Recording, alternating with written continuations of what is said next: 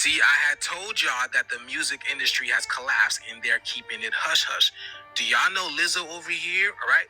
Here she is herself exposing that all of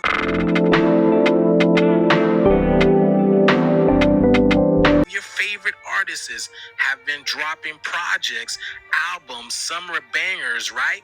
But nobody is hearing about it unless you are Beyonce. I told y'all in that last video with Cardi B, but a lot of y'all was saying I'm capping, I'm reaching, and all that type of stuff.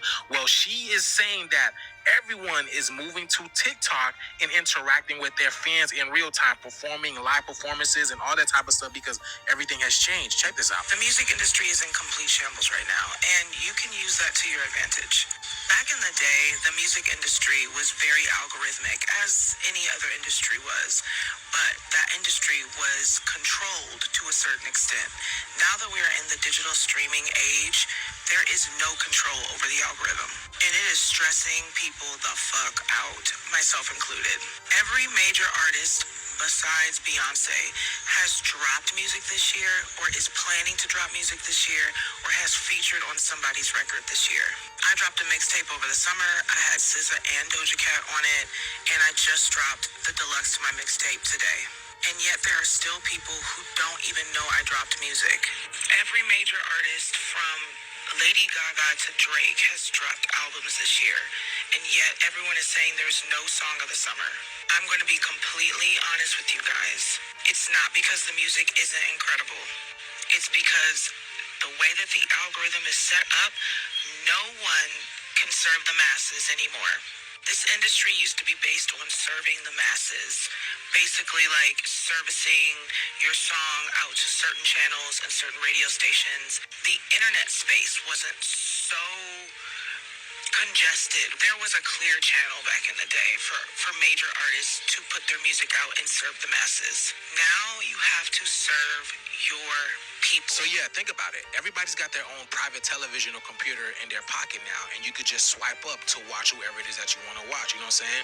Why would you want to watch wrestling when you can just watch basketball or music videos or watch someone on TikTok? So instead of the narrative being controlled in some shape, form, or manner, it doesn't necessarily have to be. Everybody's in their own universe, kind of, in a way. But yeah, now if you look on TikTok, there's a whole bunch of quote-unquote celebrities doing their thing now, y'all. This is the new shift. This here. But yeah, y'all, let me know what you guys think about this video. Like, follow, and share for more videos like this. Let's continue to get it. But that is nothing new, though. It's not new. It's not new information that the music industry collapsed. I think everybody has been watching it slowly crumble. However, that does not mean that nobody knew that it's been crumbling. In fact, ever since music moved from CDs, then the evolution of music started declining. The quality of music started declining. The moving from CDs to Spotify to Apple, yeah, like it now moved from streaming numbers to not necessarily selling CDs anymore. Not to say that people can't buy CDs. I mean, people can. We saw with Cardi B when she was selling her CDs on the streets with memes from her court. We saw that. We saw how she's engaging with her fans. We saw that she's living up with a theater. She's giving us theater. She's giving us her life, you know. And I think the court case even elevated or put her on this stage of, or living up to the drama of the title of her album, Am I the Drama? You know? So I'm thinking that this is nothing new. It's just that now people thought, oh, I can control the music industry, but now they can't.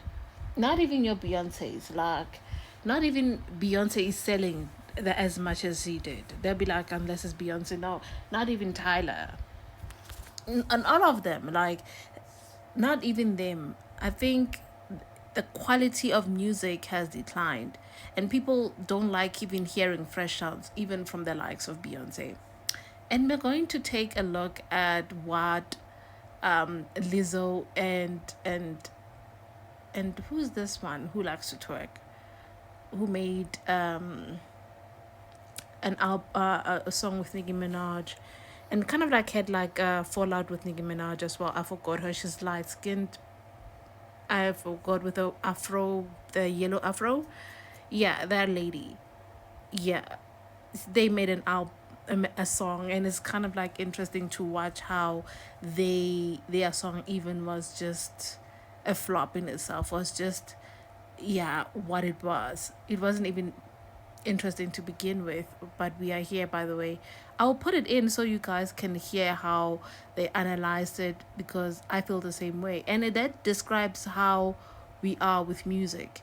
Unless if you're really creative, and you're also creative with your strategy of marketing, then you can really make it as an independent artist. Anything else through records and all of that is just probably the worst choice you could ever make. The worst choice you can even make is to sign with Beyonce because you love her. No. I think Beyonce, the only thing she puts first is her family, nothing else above that. I would do the same if I were her. So I would work with her if a deal aligns with me, not necessarily because I care about her. Understand? Because if it means she has to self me, she would. So Ice Paprika and Powerball have decided to put down the Tims and the Air Force Ones and hop on a track together? Let's talk about it. So if we want to go the positive route, this is a great day for female rap unity. But if we want to keep it a buck, any bitch that pulls up to my hood 20 black trucks deep, bitch, we got beef forever. So I listened to the song and watched the video, and I will say the video was cute. It was a lot of ass. It was a lot of ass to distract us from lackluster bars. I did like the way they played on the whole them versus each other, like the whole wrestling thing. I thought that was cute. Lotto slid, as always. Ice Spice, she scooted a little bit.